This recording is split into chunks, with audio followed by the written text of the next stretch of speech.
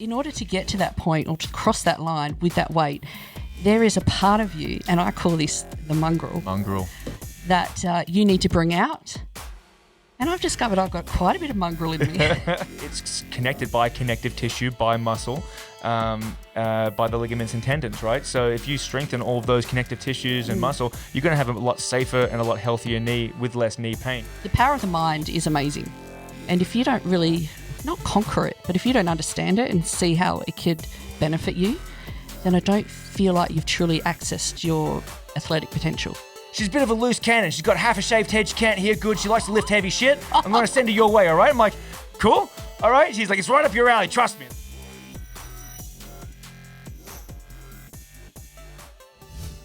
And we're good. Welcome back to the latest episode of the Strength Institute podcast. Today, I'm joined by, I'm going to do it. You ready? Are you ready? By three-time under 82 state champion, WA Strongest Woman, Megan Clark. Welcome. Yes, mate, yes. If you thought that was annoying, I had to put up with that during training repeatedly. Yeah. It's a good thing. Yeah. Guys, I got Megan Clark here with me, my strongman, strong woman athlete.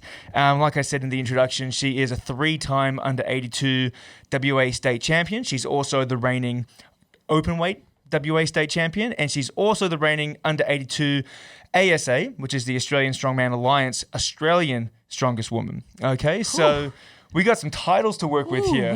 We do, it's but we good. Still have heaps of titles to get. We've got more titles that we're chasing, that you're chasing. I'm just along for the ride. It's fun. But I've asked Megan to come on. I want to talk to her a little bit about Strongman and some upcoming events and everything like that. Before, obviously the people in the gym know your backstory a little bit, but for the people that don't know you personally, how did you get into Strongman? Well, I was at the kilt run for the Highland Games, and after like 28 years of basketball, I got into some triathlons. So I thought I'd give triathlons a go. So I used to hit up these fun runs, and I thought this one was going to be really fun because you had to run in a kilt. Right. So I dressed up in a kilt. I even brought a kilt for my staffy, and it's quite cute. And I did this fun run, and then afterwards, there was a whole festival going on, Highland Games Festival, and there's bagpipes and that, and they had these strength events, and it was the inaugural strength event for the women's. So it was the first time women's ever participated in it, and I just saw these huge stones and the big wine barrels and that, and I thought, I'll give it a crack. I'll give it a go. Yeah. So it was an Atlas Stone 2 wine. It's like 5 of them, and because I registered so late, that I was the first person they called up. Okay. And because I had no idea, I had to plead with them. I say, sorry, can someone else go first? Because I don't know what to do. So I watched a couple, and then I had to go, and I ended up winning it. So nice. I know, and because it was the inaugural one, my trophy with my name on it, it still sits in the Armidale City Council chambers. Oh, really? Yeah. Oh, there you go. That's pretty cool. I didn't realise that. So you sort of fell into it a bit by chance. Yeah, a little bit. It was more so because you're running, and like we'll touch on your other sort of athletic background as well. But you're doing a fun run in a kilt, and then you saw some stones. You're like, I'm going to lift those stones. So you lift the stones, you beat everyone else, and then you're like, all right, let's have a crack at doing some more lifting. Like, were you already training in a gym, just regular strength training at that point? Oh, I was training. I've been in a gym since I was 14, but not until I came here did I discover that the training I was doing since I was 14 was probably a really extended deload week. Right. One giant deload week? Okay. I wasn't getting any gains. I'm not sure of my purpose in there. I didn't really see any changes until I came here. Okay. All right. Fair enough. My first introduction to you was actually through Kane, who was a bit of a loose unit, who I used to work with at a previous gym. And I get this call, and I hadn't talked to him for probably 4 years. So I have this call, and Kane's calling. So I was like, oh, that's odd. So I'll pick it up. And he goes, and for Kane, he's just a loose guy. He's like, yes, how you doing, mate? I said, oh, good, Kane. How are you doing, man? He's like, good, mate. I've got this chick. She comes to the gym that I work at. She's a bit of a loose cannon. She's got half a shaved head. She can't hear good. She likes to lift heavy shit. I'm going to send her your way, all right? I'm like, cool. all right. She's like, it's right up your alley. Trust me. So, oh, thank you, Kane. Anyhow, you give me a call. It's like, someone, trainer at my gym, Kane, gave me your number. I'm like, she doesn't sound like a loose unit. So she's like, yeah, come on in, try it out. Yeah. And when you walked in, it made sense when he said that you had a shaved head and you couldn't hear good. It's because you actually have a hearing impediment, and you had a dongle on the side of your head. Well, I call it the dongle. Do you have it on that? It's a processor, but he calls it a dongle so often now that I call it a dongle. Yeah, it's not one of the in-ear like hearing aids. It's like a little magnetic one. Yeah, that it's not a cochlear on. one. It just kind of, I have an implant in my skull, and then so this is magnetic, and it just. It's the dongle, guys. The dongle, and I have to put the dongle on a chain to attach to my ear because sometimes I knock it off. And it has been lost once before. It has been lost before, and it costs so much money. Yeah. But yeah, the thing in my skull is actually there for life. So there's a bit of magnetic material in there. So when I'm in my classroom and the kids are a bit upset, or if I need to cheer someone up, I let them put magnets on my head. Oh, jeez. And they love it. I go on, get the magnet and put it on Miss Clark's head. They love it. So you came into the gym and you could tell straight away, like you had, an athletic background in some sense, because you see people when they first come to the gym, if they've not trained at all, they've not done athletic, sort of sports before, it can be quite intimidating, quite new. And most of the time you have a lot of work because they don't know, good posture or like setup or anything. And you weren't like that. You did have a good base to start with. So what did you do before you got into sort of the strongman? Before you started training here, what was your main side piece? Well, like I said, I've always been in the gym since I was 14, but I've had trainers, like personal trainers, but not coaches. And my intention in the gym since I was that young was the same as any woman would be, to lose weight and to tone up. It's bullshit now. I'm embarrassed saying about it. So angry. I want to tone up. I know, I just don't. Because now I unless I eat a lot, like I struggle to put on weight. Like if I don't eat enough, I will lose weight. So really, all that time you spend on the cardio, you don't need it. Yeah, just need to lift more weights. Heavy weights. Lift more weights. Whereas, muscle is an active tissue, requires energy to stay alive, whereas fat is not. So you can just have fat sitting there and it doesn't require any energy to stay there. It will just stay there. Whereas muscle, guys, the more muscle you build, the more energy you need to fuel that muscle. Otherwise, it atrophies and goes away. Yeah. Yeah. So if you want to lose weight, if you want to tone up, you've got to lift weights and put on some lean mass. Yeah. Weights. I can't even get through the night without waking up to have a meal. Like it has just skyrocketed my metabolism. It's insane. Fantastic. And before the gym, though, or you said you were doing it since you were 14, but you actually had a background in basketball, and then you moved into some endurance sports as well, triathlon. I think you were doing triathlon just before you started training here as well. Yeah, I spent 28 years of basketball, so that was me playing basketball since I was 7, 8 years old, and I went to a basketball high school, so we would train before school, during school as class. After school, I was playing for like up to 6 to 7 teams a week. It was intense. Like basketball was my life. Yeah. Like that was it. That was it. And then obviously 5 knee surgeries later, the knees just weren't the best. So what surgery are we talking? Are we talking sort of arthroscope cleanouts? Was there ligament repair? Was it meniscus issues? Like what was wrong with the knees? 2 ACLs? 2 ACLs done and 2 meniscus repairs and one of the patella shaves. Okay. Yeah. We have osteoarthritis. Yeah. Yeah. Just shave that. And then it's never the same. Obviously, it's still I go to bed most nights with an ice pack on my knee. It's managed now, but as long as I don't jump or change direction or do anything ridiculous like that. Yeah. And it might sound a little counterintuitive for those listening. Oh, her knees were sore. Why would you want to go and lift a heap of weight?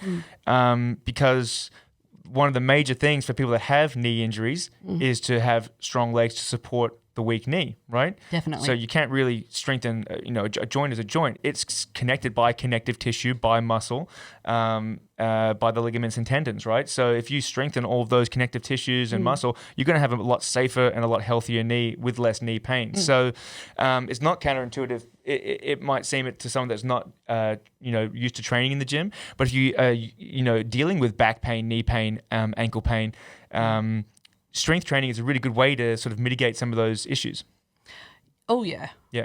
I think everyone should be doing some form of strength training, especially if you're over 35 years old, which I am. You're over 35? Oh, no. I am the old girl of Strongman. Some people call me the mother of Strongman. Well, we're going to talk about sort of timelines and what you have in store for your future career in strongman. But I guess I wanted to know, what is it about strongman that really resonated with you? Because there's a lot of strength sports, right? So there's Olympic lifting, there's powerlifting, there's strongman. Why strongman? If you're looking at it in terms of, and I'll say in terms of my background, I was a powerlifting coach for a long time, and I had trained in powerlifting and competed in strongman, but I wasn't training actively a lot of strongman competitors, and it's easier to coach for powerlifting because there's 3 lifts, right? It's a squat, bench, and deadlift. So is it the variety that you like more in strongman, that there's an infinite number of events? Really, strongman is all about lifting things, moving things that are awkward, things that aren't regular. Half of it is sort of the spectacle of what they're doing, deadlifting a truck or pulling a car or walking a car on straps on your shoulders, like just things that you would never see normally. Is it the spectacle that is appealing to you? Is it the variety? Like, what is it that I think strongman gives you? Probably the spectacle and the variety. Like, there's always something overhead, but it could be anything overhead. And even if it's the same log, there's so many different alternative lifts you can do with a log. Correct. So, but also I liked how you got to lift it and move it. Because that's what strongman is. You kind of lift, not just a static lift like powerlifting. You're lifting it and you're moving it, and you're really pushing yourself to that point where not a lot of people can get to. And it's getting to that point and pushing through that point that is challenging, and I like it. I don't know, it's weird. I really like to be pushed to that point, and also I'm quite competitive, so I like that as well. Yeah, no, that's fair enough. I think what people don't understand is, with strongman, because of the awkwardness of a lot of the events and apparatus, is in my opinion, a much better true display of strength. When you see powerlifters, for example, the world record powerlifters, they might have phenomenal bench presses, phenomenal squats, and phenomenal deadlift. But just because they're really strong in that one plane of motion doesn't mean that they're really athletically strong in other ranges of motion. So, and you notice that as well with like going into grappling sports like jiu-jitsu or wrestling. And if you verse people that are just gym strong, they're really strong if they're just in this one position here. But when they're sort of twisted into a weird position and have to bridge off and turn, they're not as strong. Whereas I feel like strongman, that sort of training really maximizes the full potential of someone's strength. You can't really hide. No, and I like how it pushes not just physical strength, but it really does come down to mental strength as well. Yeah, it really pushes you to that limit, and I like it because it's quite empowering once you've pushed past that limit.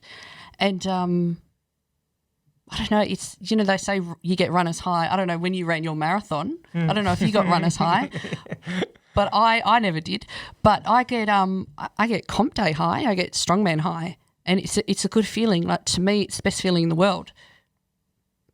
Yeah. Better than sex. Ooh. Strongman high is better than sex. All right, that's Arnie. Why I do it. Okay, you say so. I like strongman. I don't know if I like it that much. No. I like. Do you know what? The main thing I like about strongman is because it's not as technical as powerlifting. In a way, there is some technique, but then you cater the lift to your own anatomy, the size of you and where you need to put your hands in that and where you roll it up. But in order to get to that point or to cross that line with that weight, there is a part of you, and I call this the mongrel, that you need to bring out. And I've discovered I've got quite a bit of mongrel in me. You should too. It's true. It's one of those things where powerlifting, it's very technical.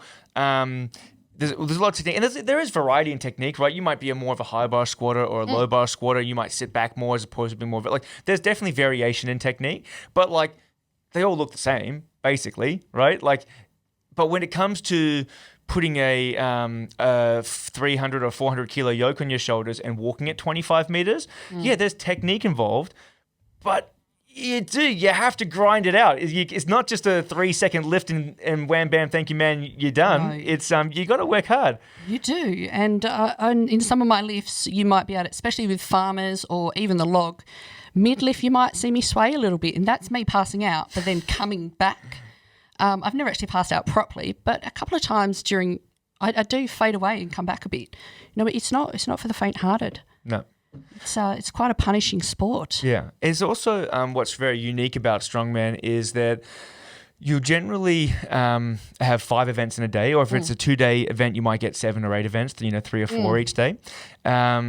But you usually will only find out about the events, 6 to 8 weeks out. Yeah. All right? You'll find out what the events are and what the weights are and what format they're running it. Because you touched on this before, the format changes. So if you're doing a log press, well, it might be a max log. So you just say, I'm going to lift this weight, and you got 3 attempts to get it.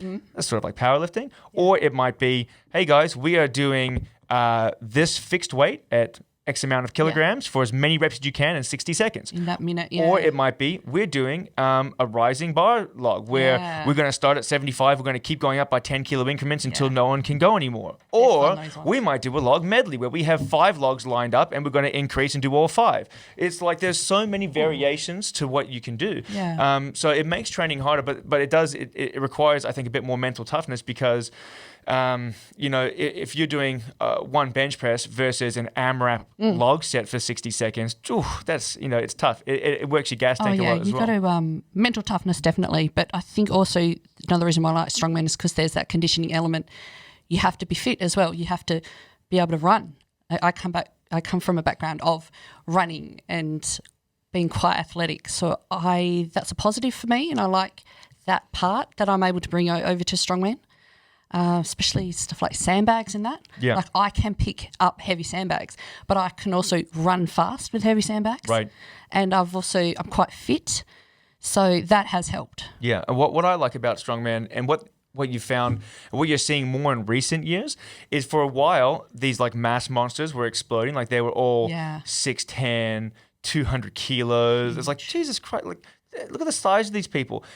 And they were even getting a little bit too big because the conditioning was going down. Now, that's great if you want to be that big and you have 5 events that are all either static or very low sort of amount of conditioning required. But if you need to do something that's 75-second AMRAP, as many reps as you can, or you need to drag a truck and that's going to take you 45 seconds, you can't just be a super big, fat, and muscular person. Like, you have to have a gas tank as well. And so what you've seen in more recent years, you had like Martin Lises, and then you had Alexei Novikov, and then you had like, I think 3... the last 3 before Stoltman, who's a slightly bigger guy again, and then Martin Lises was injured, and he's come back and he's crushing it again now. These guys are only like 140 as opposed to like 180, 200 kilos. So you're sort of seeing this resurgence in slightly smaller competitors that are able to balance that max strength requirement with the conditioning, which is really important. And usually in a strength sport, you're not going to see that conditioning component. You will in CrossFit, but that's not a real strength sport. It's not really a sport. It's kind of a joke, CrossFit. All right? Let's just pretend we never even talked about CrossFit. Someone asked me the other day how long I've been competing in CrossFit. Oh, gross. And, yeah. No, not a fan of CrossFit. I like the idea of what they're trying to accomplish, but not the way they're doing it. But look, if you compare to Olympic lifting or to powerlifting, you really don't need any conditioning. Like you need to be able to hang around for 4 hours and do 3 lifts in an hour. You're like, it's not a big deal, right? No. It is that, and that 45 seconds or the minute that you're doing that, the log lift or whatever you're doing it in, that is a long time. Yes. That is a long time. Like when we're training for that beam holding that rope for a minute, it just feels like an hour. You got a long time to think about all the decisions you've made in your life. No, I actually do some mindfulness, actually. I do mindfulness that I've learned from my psychologist. That's good. I've quite a team behind me. You do have a good team behind you, actually. Yeah. It's not bad. When you get into high-level sports, I think everyone really should have a team. Support crew? Oh, yeah. There's so much. The power of the mind is amazing. And if you don't really, not conquer it, but if you don't understand it and see how it could benefit you, then I don't feel like you've truly accessed your athletic potential. Right. Yeah. Yeah.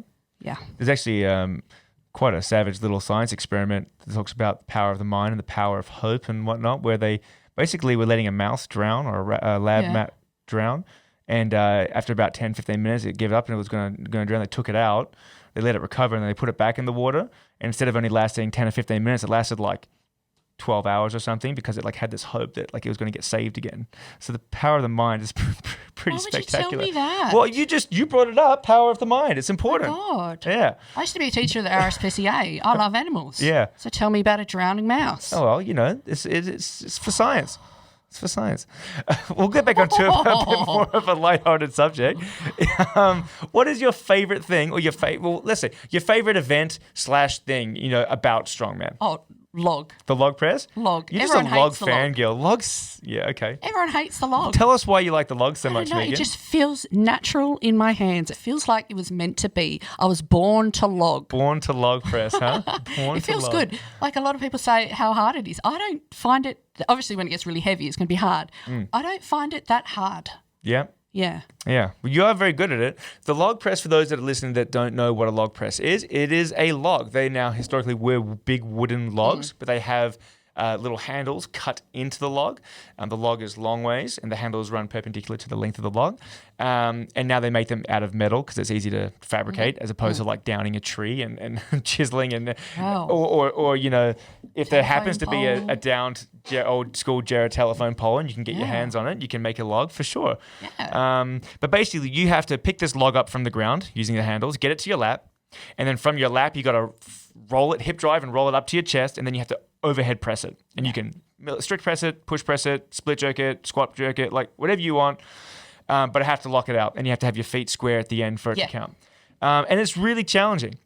Yeah, there's like 3 different movements in it, so it's tricky. Yeah, especially where to get your breath in it as well. Because sometimes when I clean that log up, I'm quite dizzy. Yes, yeah. Usually when you start getting close to that 100 mark, you start to sway a little bit. I do. Yeah. And it last time I attempted the 100, it stopped me from attempting the press. Yeah. Because I just felt like I was going to fall. Yeah. And we should say here to those that are listening that are trying, if you are lifting weights and you feel like you're about to pass out and get crushed by your weight, just put the weight down. Don't try to do it. Okay. Safety first. Live to fight another day when it comes to the log press. Yeah, you know that point. And there's many points that I go through where I know that I'm fading out a bit, but I can pull myself back in. But if I feel really bad, I'll put the log down. Yeah. Yeah, and we have crash mats too, so you can aim it for the crash mats as you go, as you drift away into the darkness. Ooh, all right. Well, okay, so log's your favorite event. Yes. What's your favorite thing about Strongman though? Is it the community? Is it the way it makes you feel, the empowerment? Like, do you have a favorite thing about Strongman? Oh, for sure, the community. Yeah. Definitely. But the women in the community mostly. Okay. Women in the community. And so why women in the community? Because it's called Strongman, so a lot of women are put off by that. I love it because it just shows me that I can do everything a man can do, and even more. But the women are quite apprehensive about getting into the sport because it looks intense. Everyone's a bit apprehensive about getting into it because it's crazy.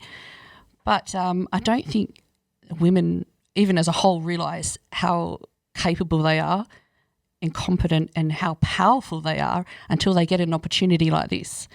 And I feel that a lot of the times they're doing these lifts anyway. Like farmers is just bringing in the shopping, right? Right. Right? Yep. A yoke is just your kids are hanging off your shoulders, you're putting them to bed. Yep.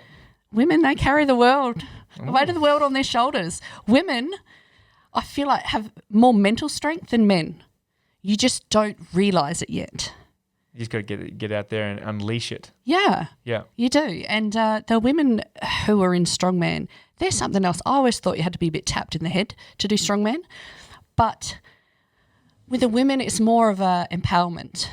And a lot of women in strength sports, they get into it because they've experienced like eating disorders or depression or anxiety or even domestic abuse. So they go in it to help with that. Yeah. And not only does it help with that, it empowers them as well and makes them physically but mentally stronger. Yeah. You'll be so surprised at how many people I've spoke to about why did you get into this? Powerlifting as well. I'd say 90% of the people I spoke to come from that background, right? Including myself. So it's a good form of therapy. It's a great form. A good form to be able to vent out frustrations. Yeah. But yeah, it doesn't involve any medication, which is great. What's been really cool to see here, you're touching on it, is people finding a little bit of passion or empowerment from it. Was when we first started, I hadn't planned on we're going to have a strongman gym here. Do you know what I mean? This is a strength and conditioning, strength training, personal training studio.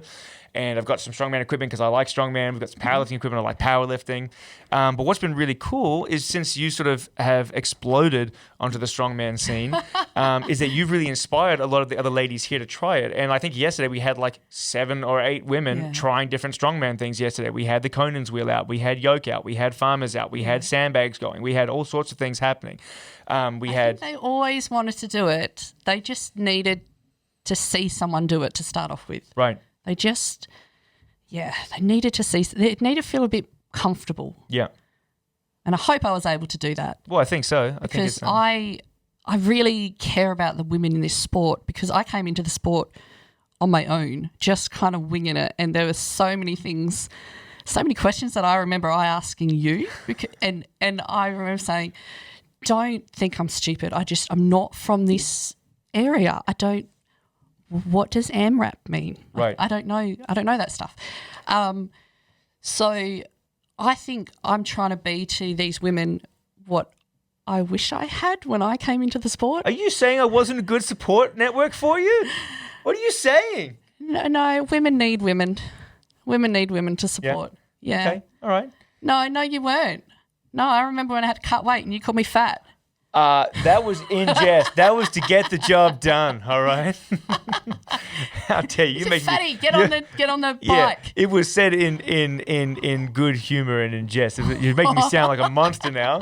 It was making me sound like a monster. But now when he cuts, that's what I call him as well. That's right. Let me just recap on how that all went down as you were telling me because and here's the thing. Megan was my first really competitive strong woman. Now I trained some pretty high level powerlifting ladies before, but they were always sort of bang on their weight. Didn't really have to worry about. They're actually a couple kilos under their weight class. Never had to worry about weight cutting in women. Yeah. And so leading up to the comment, I'm like, I don't want I can't be that coach is like, hey, you need to lose this much weight by this much time because I'm like, I don't want to trigger some sort of trauma from the past or just be some guy telling you girls to lose weight. I wasn't vibing on that, right? So I was like, look, are you keeping track of your weight? Because when we first started, you were competing in the 73 kilo weight class. Not the 82s. I competed in the 82s, but then because I was right in between. I was about 78, and instead of cutting to 73, I just decided to just be a lighter 82. But then when we were going to Arnold's, we thought I'd be more competitive under 73. So that's when we cut. And I've never cut really in my life apart from that. And to be honest, I won't cut again. Yeah. I'm an 82 competitor. Even though I was sitting a lot lighter than 82, I think cutting defeats purpose of this sport. It's tough because you still want to be the heaviest competitor in your weight class because there's weight divisions, right? And you were sitting, I think it was around 77 when we first started the cut. So it's all right, 4 kilos, that's doable, maybe 4.5. Yeah. We've got a few months here. Because 82 now, if you're going to have women who are 83, 84, 85 kilos cutting down to 82, you're going to be giving away 8, 9 kilos in some of these ladies. So if we're going to be competitive, 73 is probably the right weight class.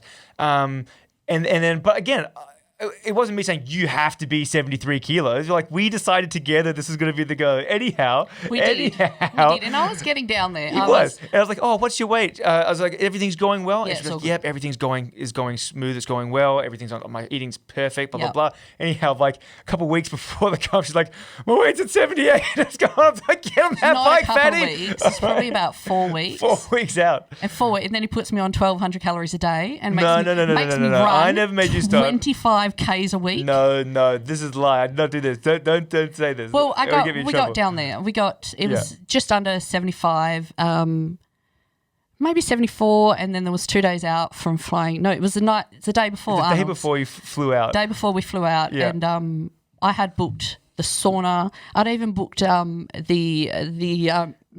therapy. The IV therapy. They come around though. Yeah. Because you had done your water load, like you'd been super hydrated, all the salt loading, you're ready to go. My God. And then COVID hit in 2020 and we cancelled everything. That's the first time I salt loaded. That was see, I was in staff meetings and I would just have this salt shaker next to me. I just eat the salt out of my hands. There you go. It was interesting.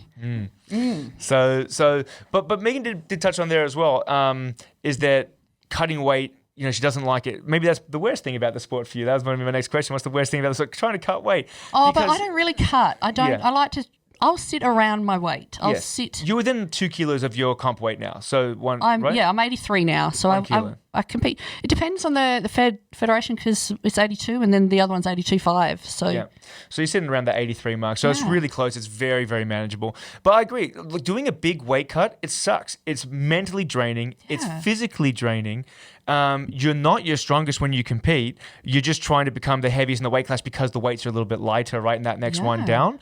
So it's sort of like giving up that, I'm going to give up 5% strength, but because the weights are 10% lighter, it's still worth it. Like it's sort of, but it's not fun. And when you look at a bodybuilder on stage, they're walking around 4%, but they're about to die. Like they're not physically strong on stage. Like anyone could go up there and just slap a bodybuilder on stage. Like they're literally on the verge of death, right? They look great, but they're literally about to die on stage, right? Those muscles, they're not. It's the opposite in strongman. You want to be in peak physical condition when you compete, right? You don't want to be holding back. So I think it's great now that we got that going. But I think we got lost track about it a little bit, was that, yes, you've been a great role model for the ladies here, not just here, at other gyms as well. Yeah. And it's been, I think the women's division, and it's not just because of you, like they're running good comps and everything, but definitely a component of it. But I do try and I hit a lot of women up about participating in Strongman. Yeah. I do. That's great. Yeah. Yeah. Every time I head over to Rishi, so I hit up all the powerlifters. Yeah. Oh, that's fair enough. I'm gonna give you. So you said your favorite thing was the log. My favorite event's the yoke. I think the yoke is much cooler than the log press. Yeah, but you're born naturally. The weird thing your body does, it just separates into two separate entities. You're born for the yoke. A yoke you pick up on the shoulders, and then you just shuffle your way down the street. But his legs look they're separate from the top. What you don't want to see is like when you see people running, like it looks beautiful, like everything's like in sync, and the legs and the arms are powering, right? And the shoulders are down and relaxed. But in the yoke, you want to look unathletic. You want the upper body to be completely still, so that it's just rigid, and then the legs just go. He looks like one of those lizards at the desert. The frog-neck lizards? When they go on their back legs? They've got, the back legs that go. Yeah. But they've got the legs. Imagine the lizard legs on this square Lego body that doesn't move at all. Yeah. And that's Nevin doing the yoke. Okay. Well. But, I mean, that's perfect for yoke, right? And he's very good at it because he won, Australia's Strongest in 2011. Yeah. Do we have a trophy next to you? Megan did ask if we can get this up on stage. And the reason why is because she thinks it's the most beautiful trophy she has ever seen. All right, bring it up. Oh, brace yourself. Oh, my. All right. That is the Conan, the Golden Conan. Which is that what the Conan's wheel was named after? You still don't know this stuff. Oh, my goodness. Right. Is it from... So basically, same but different. So the Conan's wheel in Strongman is based off Conan the Barbarian, Arnold Schwarzenegger, one of the opening scenes after Franco Columbo jumps up on the rock. And then they slaughter his city of Samaritan. I haven't seen it, but I've seen that bit. You need to watch the movie. It's a great movie. I haven't seen the whole bit. And they take all the kids as slaves, basically, and they just stand there and they don't carry it around in a circle. They push this big thing in a circle. And so you actually see at the most recent Arnold Classics, they've recreated the actual Conan's wheel and where they push it, right? Yeah, that's pretty cool. So this trophy was back from 2011, back when a guy named Bill Linden, who we'll talk about a little bit later, was running Australia's Strongest Man competitions. And his trophies, I think in homage to Conan the Barbarian and the Conan's Wheel and Strongman and strength training, he would cast out of cement and concrete these gold, silver, and bronze Conan the Barbarian sitting on his throne. And that was that was the trophy back then. It's pretty heavy. It's solid. It's solid cement or concrete. I had to carry this back on my lap from Lismore in New South Wales, 2 different flights. Oh, it's a beautiful trophy. Yeah, I can understand it. The symbolism of it, but it's ugly. It's ugly. Not that bad. And it's too heavy. It's Conan the Barbarian. It is too heavy. It's about 20 kilos. That's way too heavy. It's about 20 kilos. Yeah, it's monstrous. Yeah, so I think that's good. I think in terms of the worst thing about strongman, in my opinion, just everything. From you as a competitor or as a coach? Me as a competitor. Yeah. Ex-competitor. Okay. Is just the overheads. It's so useless. It's only because you got noodle arms. I've got little noodle arms here. It's just yeah. I think it's more so you like what you're good at, you dislike what you're not so good at. Maybe. Oh, definitely. Right. I'm not a fan of overheads because I'm not very good at overheads. Well, you can get better at overheads. Well, yeah, I'm not saying that you can't improve. That's the thing about the mindset I was talking about. Yeah, I'm not saying you can't improve. And if I was still competing, I would have to focus a lot on overheads. Yes, you would. Yes, he would. I feel like if you're going for bang for your buck, it's the noodle arms. Bang for your buck. I like the big events, like, and don't get me wrong, like a truck pull. If you have a rope in front of you, like that's still upper body as well. Yeah. Yokes. I like farmer carries, like it's a component of upper body, but I just like the bigger exercises. Yeah. I guess log is still a big exercise, but it's just, I don't know. It takes a different breed, Megan. See, you're just out there being a trailblazer. What's your favourite? Your favourite's the yoke. I think the yoke is my favourite. And your least favourite's overhead? Axle press overhead. Axle. Because the continental clean sucks. I hate continental cleaning. Yeah, it's and I can do it, and you have the bruises to prove that you can do it. But the continental clean, basically, when you do an axle overhead press, guys, it's a fat bar. So unlike Olympic lifting or weightlifting, where you can do a clean and catch it because you can grip it, they all start with hook grip and they clean it up to their chest.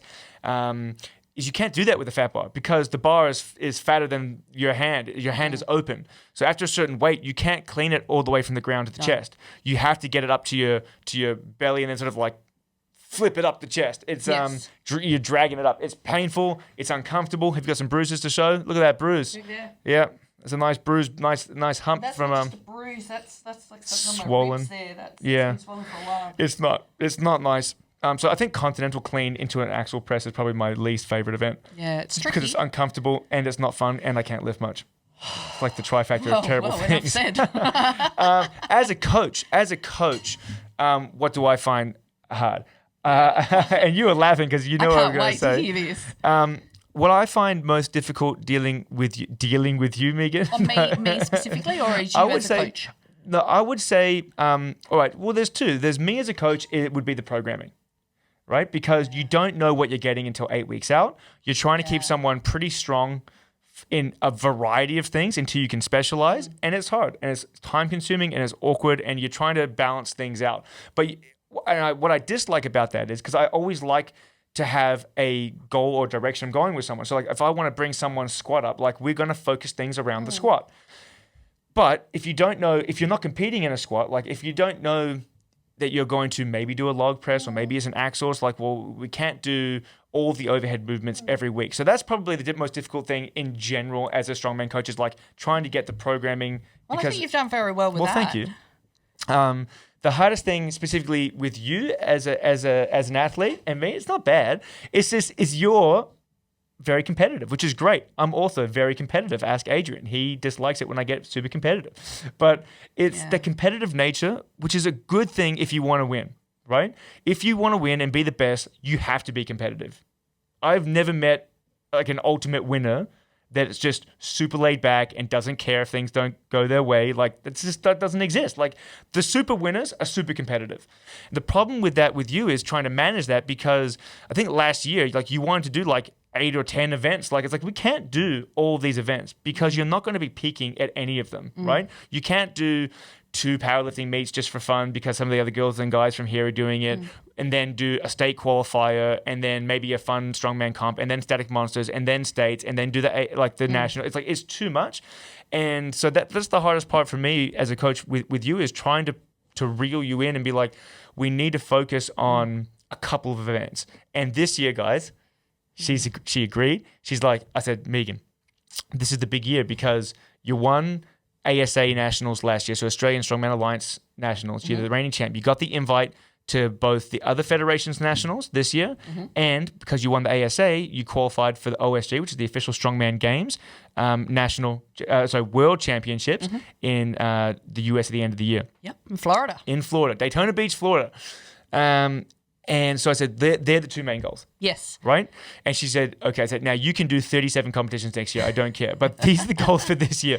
And I'm sticking to it too. Sticking to it. We're doing a couple of small fun things without a focus for them. So like, for example, if static monsters is a reasonable amount of time before Worlds, yes, we'll do it because you're already going to be doing log press. You're already going to be doing an actual deadlift, right? And there's a couple small things like that. But this year, that main goal has been 2, which has been awesome, right? Yeah. The other thing it's hard with you sometimes is the weight selection. So like, for example, when we're squatting, if you have a really good week one week, and we're, up at RPE 8 or 9, like we're pushing pretty hard, 85, 90% intensity, and you get, let's say, 140 for a few reps. The next week, you always want to beat that. And that's hard sometimes too, right? Because, you want to come in and lift more weight, right? But you might have had a really good week last week, and then you might not have slept well this week, or you're busy and work's busy, and you're grading 20 things for kids at school. Because Megan's a full-time teacher, guys, full-time teacher here. Is that it's understanding, well, it's not going to be that every single time. Maybe next week we do go up, and maybe we stay the same. Maybe it's even a little bit lighter. But I feel like you've been taking that more on board, especially that part this year as well. Like, for sure. When we're doing overheads, we had originally planned for 2 AMRAP sets of the axle clean and press. You were just not feeling after the first one. The ribs were sore. So you know what? We just won't do it. And you're like, cool, won't do it. I'm like, that's good. Because before you probably would have killed yourself trying to do that second set, Yeah.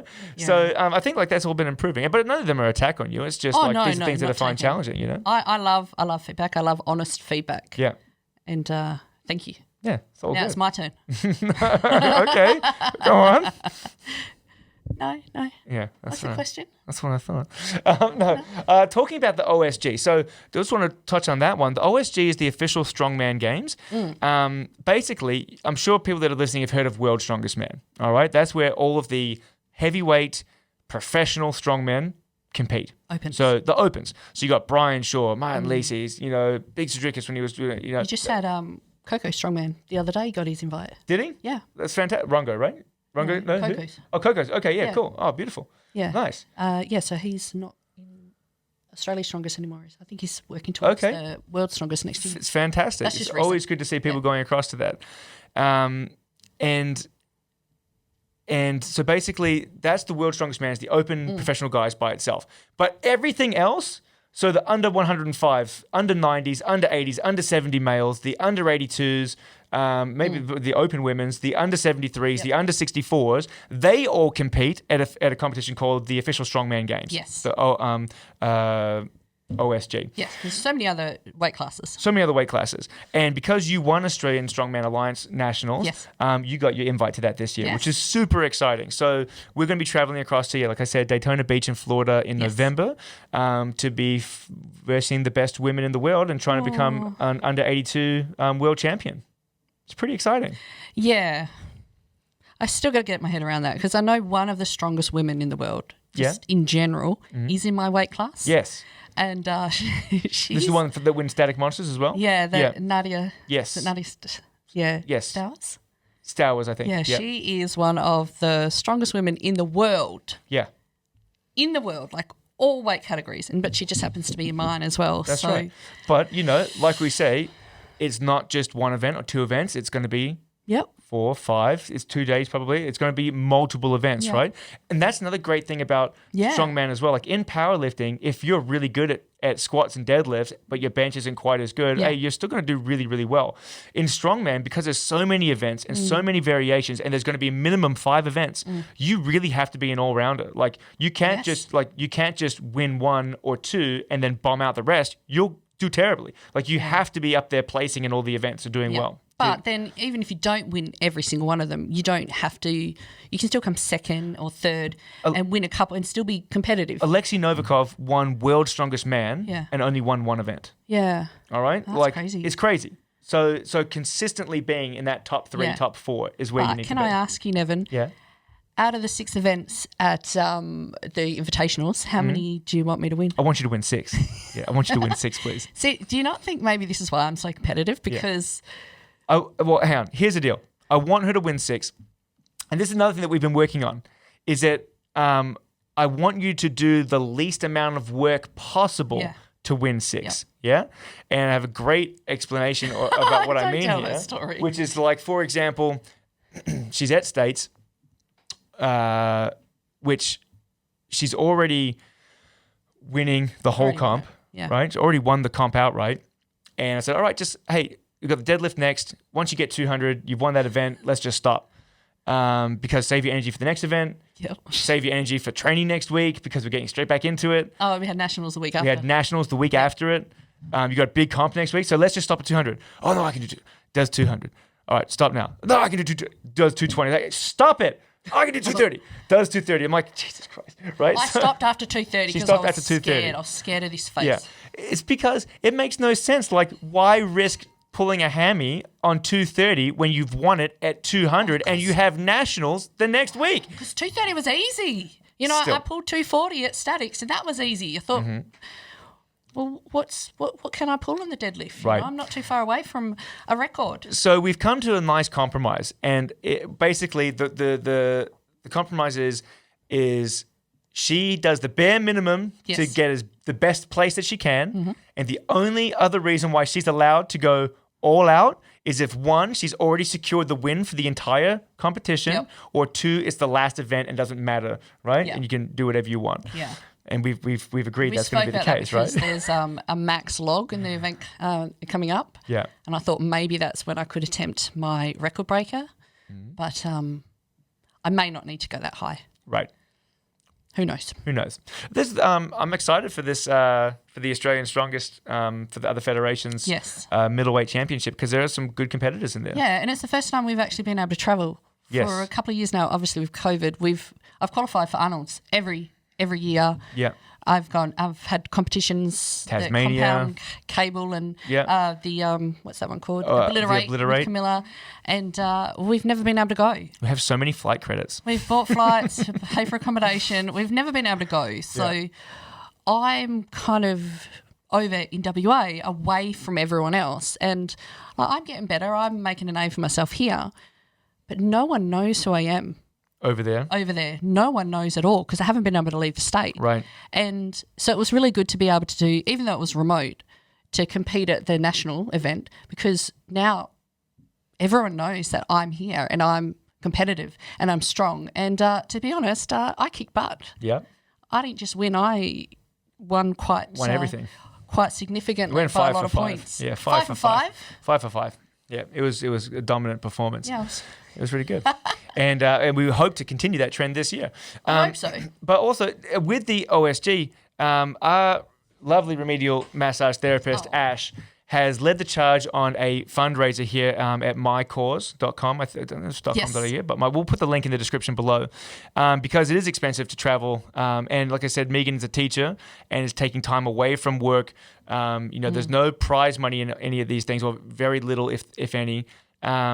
And so all the flights and accommodation, it adds up. And so especially because we're traveling a bit this year, Ash was really nice and considerate and put this fundraiser page up. So if you are out there and listening and you're feeling generous and you want to help support a local athlete get all the way to the world's strongest woman competition at the O.S.G, feel free to click on that link. And that cause is to go towards the airfares and accommodation and anything for the trip. It's not going to be anything else. I know one of my friends had a joke with me yesterday about supporting me while I'm over there and my trip to Disneyland.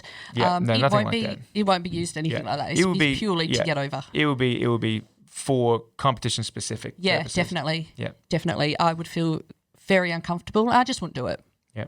Yep. So please donate. Yep. Please support. Jump on that link and have a look, have a click. That would be really, really hugely appreciated. Yeah. Thank you. Cool. Thanks. Next thing that I wanted to ask you about is what do you find most challenging in terms of your training? Is it the nutrition having to be switched on? Is it the recovery? Is it trying to find a work-life balance with your training? Because obviously you're not going out getting pissed. Work-life balance? Going out and getting what? I said you're obviously not going out and getting pissed every night because you have to train heavy. It's just I don't even drink. Right. I don't even drink coffee. So you find work-life balance is the hardest thing with your training? Yeah, but I was always quite vanilla anyway. Yeah. So work-life.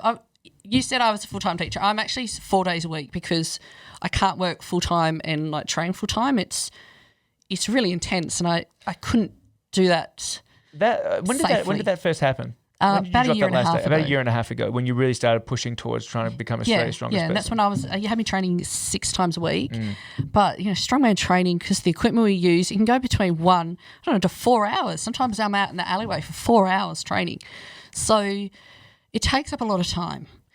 And I can't get that balance. Like, I still make sure I see my friends and my family and that, but I'm not going out every weekend. No. And I'm not doing silly things. I'm not spending a lot of money on things because it goes towards strongman. Yeah, it's quite an expensive sport to participate in.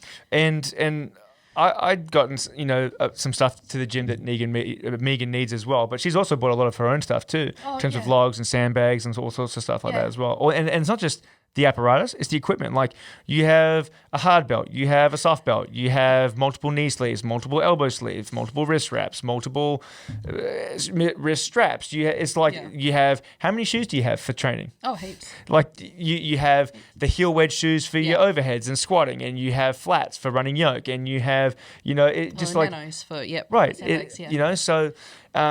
even clothing, I wear different clothing for different events as well. Yep, different shirts. Different shirts, even different bras for different events. Yep. Different socks for different events. It's a fashion statement, strongman. No, it's a fashion statement. Basketball socks, they're pretty good because they don't let your foot slide forward or back or side to side. Yeah. So they're pretty good on the yoke. Yeah. So I think a little bit deeper than others might. Yeah. If it gives me that tiny bit of, what is it? Tiny advantage edge, yeah, or edge. I'm going to do it. Yeah, I'm going to do it. But it all costs money. But that's that competitive mindset again. So is it the sacrifices that you're making in your social life and just like life outside of training and work? Is that worth it to be the best in Australia? To me, it is. Yeah. Because I've never wanted that life of kids and marriage. Yeah. I know I'm a school teacher. It's not like I don't like kids. I do like kids. I just don't want any of my own. And I don't know. This makes me happy. Yeah. So I'm just going to keep doing what makes me happy, and then. So it's more of a happiness thing for you. So the sacrifices that you make in your work-life balance, that's more of it's a happiness factor, not so much a drive to need to win. And I asked this because I asked Dan Macri the same question. And granted, we were back in our early 20s when I asked him, because he was like 170, 180 kilos back then, lifting a huge amount of weight, like not living the healthiest of lifestyle, just to be that size is not healthy. And I asked him back then, and this is before he is in a committed relationship, before he, I don't know if he wants kids now. I haven't talked to him about it recently, but I said, hey man, is it worth, because he was trying to become Australia's strongest man at the time. Yeah. And I think he came third in the Southern Hemisphere's strongest man and 2 runner-ups in Australia's strongest man. He never quite got the title, right? Yeah. I said, is getting that gold medal, is winning Australia's strongest man worth taking 15 years off your life because you're walking around at 180 kilos? He said, yeah, absolutely it is to me right now. I want to be the best in this. Like, this is what I want to do because I want to be the best.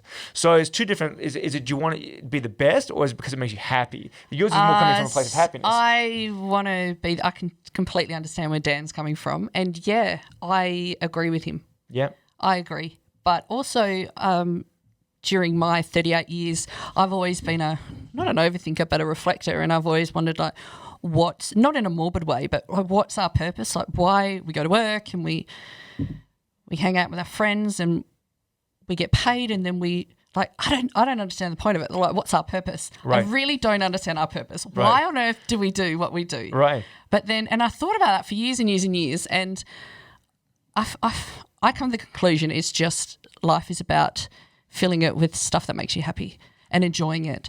So you can see my changes of sport when I maybe lost happiness for one sport and I wanted to try a different one. And as much as I love strongman, if it stops making me happy, I will move on from it. But while I'm in it, I do want to be the best. Yeah. Or else I find it a waste of my time. As I get older, my time is very valuable. I don't want it to be wasted. That's probably why I don't date a lot, because men, wasting my time. But I don't, when you said about every week I want to up my squats. Yeah. Because if I don't up it, then I feel like that session is a waste of my time. Right. But it's not, though. You realize it's not a waste of time. No, but I know that my time is very valuable. Correct. And But building a strength base is a good use of time, is just as good as building a bigger top range. Because the bigger base you have, the higher you can go. Oh, yeah, I'm learning that now. That's why I come from a background of no experience coaching. So don't ask me anything about it because I don't know. And that's why I pay the big bucks for this guy. And that's something that wasn't mentioned in the expenses of Strongman. Oh, yeah, she pays her. You pay for quality. Ooh. And it's a good coach. Thank you. Good coach. And that's the only compliment he gets from me because he gets weird. Weird with compliments. When she won Australia's Strongest Woman, she hugged me. Did I? Yeah, you did. Oh, yeah. Got it on video. She hugged me. She's all happy. Yeah. Oh. I just remember going to your engagement party and we were like, yeah. I think we ended up shaking. It was so awkward. I'm not a hugger. Don't hug me. Don't ever hug me. That's good. So that's interesting. I like that yours comes from not only a place of competitiveness, but also a place of just being happy with what you're doing. Being happy. It gives me joy. But if you're going to do something, just do it. Yeah. Really well. Yeah. Yeah. How can you just half-ass something? I don't understand how people can come to the gym not training for something. Like, what's your purpose? Why are you here today? Yeah. Just want to look a little bit better naked, that's all. You know? I think I look great naked. Yeah, there you go. Before and after Strongman. It's not...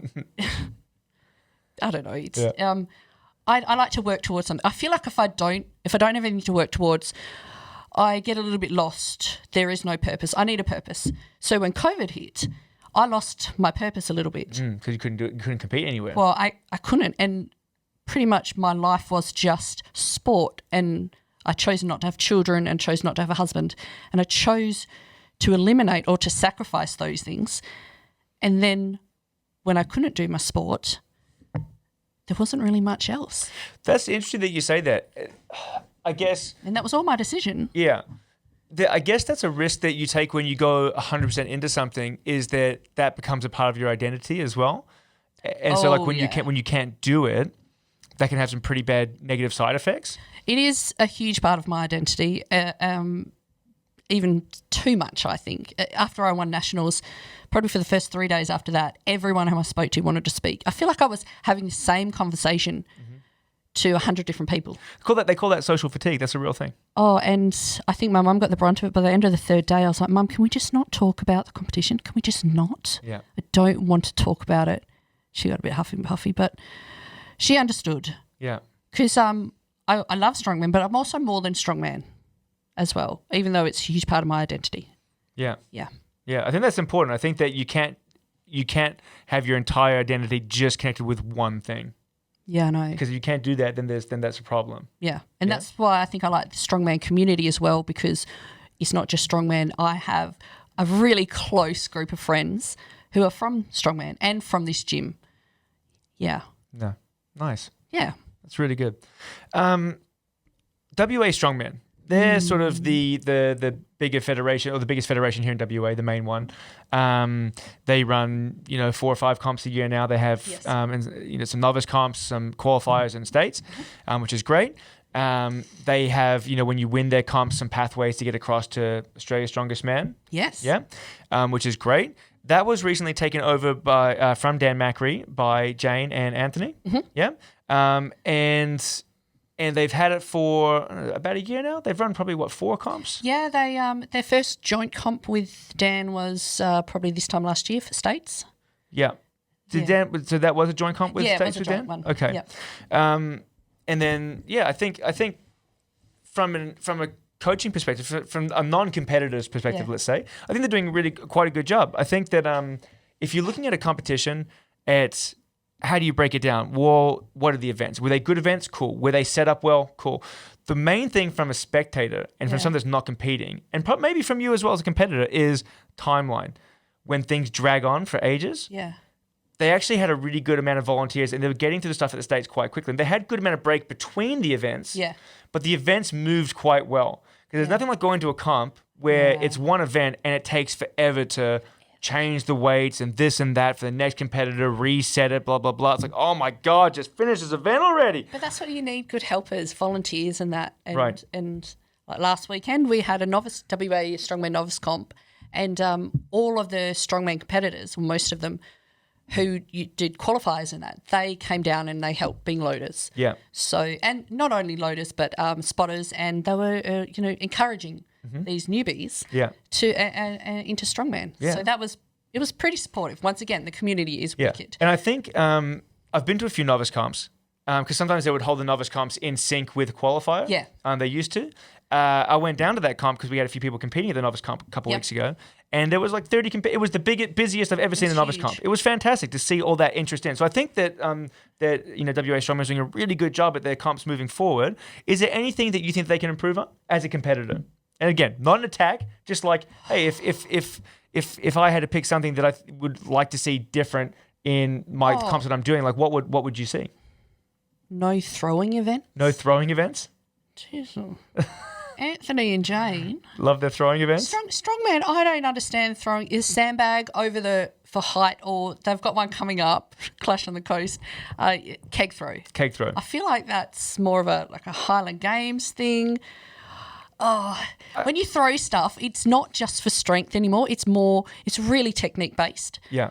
So I feel like you can be really strong. You can be the strongest person there, but if you can't throw it properly, right, then you're not going to win it. It's one of those things where you really do have to practice it. Like to throw a keg well, you need to practice throwing a keg. And most gyms don't have that available to them. Like it's only really been the recent years that you can get yokes and logs and farmers readily. Like when I first started doing just personal training back in like 2008, there was no like flex fitness equipment where you could go and get a log and farmers and axles and make everything. I literally had to pay someone to fabricate me stuff or steal. Make your own. I had to go and find Western powered telephone poles that were out of use. They were decommissioned. All right. You had to like either make it yourself or pay someone to make it for you. Yeah. And it was so expensive. But you made your own stones, right? Made my own stones. Yeah. Borrowed the molds and got the concrete. So my Christmas present one year was like 300 kilos of concrete. I was like, I was like, fuck yeah, sweet. But what do you have for Christmas? Oh, I got 15 bags of concrete. Ew. It's like, weirdo. But even now and today, where it's so much easier to get stuff, and so much more available, even things like throwing kegs, it's hard. You're gonna get kegs. Where are you gonna throw it? Like most gyms, you can't throw a keg in a gym. Like, oh Jesus! So I can see what you're saying there. So throwing stuff. So more sort of like event selection. Is what you're saying? Oh, yeah. I mean, I'm just picking at straws there. I love the comps at WA. Yeah, they're doing a great job. They're really doing a great job. And, I think when they're really building up their participation, because COVID really hit strongman hard. Like poor Dan in the last 3 years, it wiped strongman out. And I think that's the only reason why I went over to powerlifting for that small amount of time. Is because, and a lot of people that used to do strongman before COVID haven't returned. That it was I don't know, they called it a day. So it hit the strongman community really hard. Yeah. So we're just still trying to build it back. Right. I think I agree. I really want to commend the WA Strongman people on the amount of pull that they've had of getting new people into the sport. I think is absolutely fantastic. Yeah. If I had to pick one thing that I would like to change, and we talked about this the other day at the novice comp, right? Mm-hmm. And I understand it at a novice comp is if someone is doing more than 6 reps, maybe 8 reps, the weights are too light for that event. Yep, right? No, I agree on that one. And so that's my biggest pet peeve in any comp, and not just a WA Strongman comp, but any comp. If you get to an event where someone can bang out 10, 12, 15 reps, there was just a miss. That's called CrossFit. That's called CrossFit, and that was the underestimation of the people's strength. If but it's a hard line to walk, and I feel bad for them because like they've got to pick a weight. Yeah. Because if you have 6 people in a weight class and only one of them gets 1 rep and 5 people miss it and get 0 reps, that also looks shit. Do you know what I mean? Like you want to see people getting a couple reps in. So it's hard. I think they've got a tough job. I'm glad I don't have to pick the weights. Novice comps have to be a bit more lighter and more open to everyone. Correct. To have a go. But sometimes, especially in the women's division, it gets too light. It's way too light. Yeah. Well, I mean, strong is in the name of the sport, right? You've got to be strong. You got to be strong. Yeah. Yeah. Obviously, there's some conditioning element, but you got to be able to reach that max during the 1 minute that you're doing it. Yeah. You got to reach that point. Yeah. Where you feel like you're going to die. Yes. Or else that's just CrossFit. Yeah. What are your thoughts on CrossFit? No, we're not going to talk about CrossFit. What are your thoughts on a unified competition with like preset qualifiers? And we could have talked about this before the podcast. And I'd mentioned Bill Linden earlier in this podcast. He went to a World's Strongest Man a few times. He used to, back in the day, back when I first was doing Strongman, 2011, 10, he was running all the Australia's Strongest Man competitions. And to qualify, he had this concept called Strength Quest qualifiers. And so basically at every state championship, you could do whatever you want. You could have 4 events, 5 events, 6 events. You could do whatever. But 4 of the events had to be his set 4 events, which were a deadlift, a log, a farmer's, and a yoke. I believe it was 4. Dan might call me up later and berate me and say it was only 3 or whatever. I'm pretty sure it was 4. Please call him up. Please later, call me up please, and ask. Dan. I'm pretty sure it was 4. And the reason why he picked this is like, it wasn't just, if you podiumed, you get to go to Australia's Strongest Man. Because what happens if you have a really weak state, no competition, and you get 3 people that really aren't at a caliber to compete, but they podium, they go across to Australia's Strongest Man, then you have guys that don't belong there, right? Well, I'm just saying, it's a harsh reality. At the Australia's Strongest Man, you want to have the strongest people. Yeah. And so Bill Linden's idea of the Strength Quest was he had these 4 qualifying events that had to be run somewhere in your competition or at least during the year. And basically all of the scores would get tallied up from people around, and only the top 8 to 10 competitors in ranking would get invited. So you might only get 1 guy from WA invited and 5 from Queensland. Yeah, that sounds fair, actually. Because it's those 4 events, it's standardized across all the states. Yeah. The biggest ones go in. Well, I think if you're in Queensland and there's like 10 competitors and the top 3 go over or something, let's say the top 3 go over and you're the 4th, but you're still lifting more than the guy who won WA because there's only 1 person there. Yeah. Yeah, completely fair. It's a cool concept, right? But it's kind of going into the more powerlifting thing. Right. It's the same 4. So you might be really good at training for 4 specific things, but unless those 4 specific things aren't in Australia's Strongest Man, you might be a complete dud. I see what you're saying there. It defeats. It's really tricky because I love the fact that it standardizes it. You have a goal to try to hit. It takes the top people in those events across, but unless they're the events at Australia's Strongest Man, it's defeating that whole purpose of having the variety that Strongman gives. I like the concept of the unknown. Yeah. We don't know the events. We might not know the events 8 weeks out. The weights. I mean, the comp coming up with the beam hold. Yeah. We don't know the weight on that. It's just described as fairly hard. Well, that's part of training and coaching is just being. We don't know. Yeah, it's just trying to and we did it before when we were training for Arnold's. I just went and bought a bunch of scaffolding and couplers and just built our own frames and built our own rigs to try to get stuff to be as what we thought would be what we're going to be using. We just train really, really, really heavy. Yeah. And then just so on the day when it's lighter, we're okay. Yeah. And that's why we train in a wind tunnel.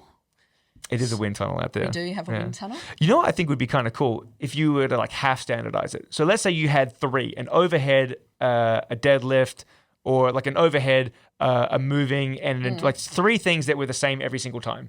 So it's always a yoke, it's always a log, it's always a farmer's, and then 2 mystery events that the whoever's running Australia's Strongest Man says, and they only tell you the last 2 or the last 3 6 weeks out. Then the standardized one is how it's always a yoke. Does it always have to be a yoke to 15 meters or a yoke to? I believe his were standardized, so it was a max log. It was a set distance and weight for yoke, something like that. Yeah, maybe it's just hard to standardize strongman, isn't it? I like the concept, but I don't think you can actually execute it properly. I don't know. Yeah. I don't think it'd be tricky. It'd be really hard. Yeah. I think so. I don't think it'd be worth it. No, just keep it as podium winners for now. Yeah. And or by invite. And or by invite, yeah, definitely. Yeah. Definitely. That's cool. Where do you see yourself in strongman in the next few years? Because you've actually joked about this in the gym before. It's like, I got to get this in before my best by date. Yeah, I know. Right? Which isn't, is a long ways off still. You're at the top of your game right now. Yeah. So what do you see for yourself? I mean, this year obviously is a big year. You're going to try to become the undisputed Australian champ. You're going across to Worlds. I think is this going to be the next thing you hear? At the end of the year. The end of the year? Because, like you said, I've got some big competition, and I'm training all right now. I'm managing the load and the workload, and I've got a couple of niggly injuries, but nothing that I can't manage. Yep. I don't see myself leaving within 5 years. Right. Unless I get horrifically injured. Right. But I'm feeling strong. I'm feeling happy. I think I'm going to be in here for a few more years. It's awesome. It's great. And then being here long enough for Masters to really kick off in the Strongman community, because I know it is. I know that WA Strongman also are going to trial Masters this year, and also juniors, so teenagers. Okay, teens. That's cool. Yeah, so they're going to try and incorporate some of that this year. I think on the static, there's going to be a static event coming up. Okay, similar to like a Static Monsters. Yeah, that have the teens. Yeah, so maybe a stones. Okay, log. Yeah, very cool. Yeah. Awesome. Look, I think that's basically everything that I wanted to touch on. I mean, cool. I thought I'd let you give a shout out to the old Tacky sisters there. You wanted to I do want to give a shout out to my Tacky sisters. When we say tacky, guys, we don't mean tacky in a bad sense, apart from maybe Fiona's mullet. Sorry. She doesn't have that anymore. Oh, well, she had one. She can never take it back. I love a mullet. No. The Tacky sisters. Tacky is how do you describe this for someone that's never seen it before? It's like the thickest tree sap. How about you mansplain it to me? Explain to the people, not to you. You can give. I would never mansplain to you. I say tacky is like the thickest tree sap, like a honey molasses that you like glunk onto your arms and hands. So you can like stick to an Atlas stone. And so it's a strongman podcast with the girls, right? It's called the Tacky Sisters. It's not like a negative connotation. Tacky Sisters, yeah. I don't particularly like the name, but it's nicer than some of the ones they suggested. Yeah. Like something divas, and I was like, please do not put divas in our name. Don't. We're going to be taken seriously. I don't mind Tacky Sisters. Don't mind at all. Yeah. But yeah, my Tacky Sisters, we do a podcast probably every 2 to 3 weeks. We did one yesterday, and for Fiona, the one with the mullet, not anymore. She shaved her mullet because she got a full head tattoo, like she's covered in tattoos, and she did the challenge that if we get 10,000 listeners or subscribers, I'm not sure. I'll have to 10,000 people. Stitch her up. It was only 100, right? If you get 100 people, she's going to get tattooed. No, it's 10,000. 10,000.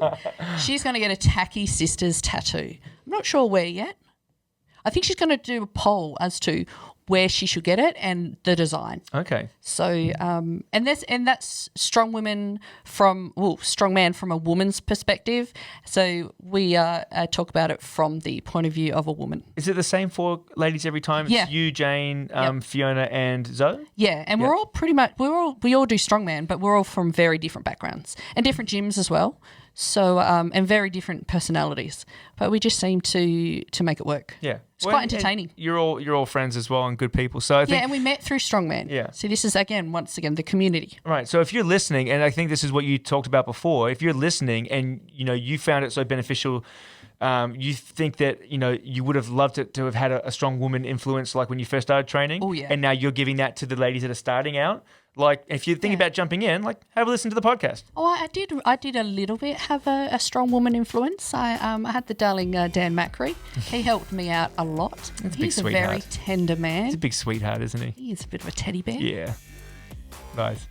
Alrighty, guys. Look, thank you so much for listening to this episode of the Strength Institute podcast. If you haven't done so already, please subscribe the channel. Go across, subscribe, and like to the Tacky Sisters. I'm not sure if they're on YouTube, but they are on all the audio ones, correct? They're on Spotify. And go donate some money to them, please. And please click on the link below. Go have a look at the fundraiser that's been set up by Ash for Megan to try to get her across to the O.S.G, the official Strongman Games in Daytona Beach, Florida at the end of this year.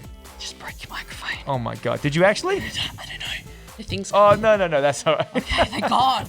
Guys, we'll see you again soon. Have a good one. Thanks again. Bye. Bye.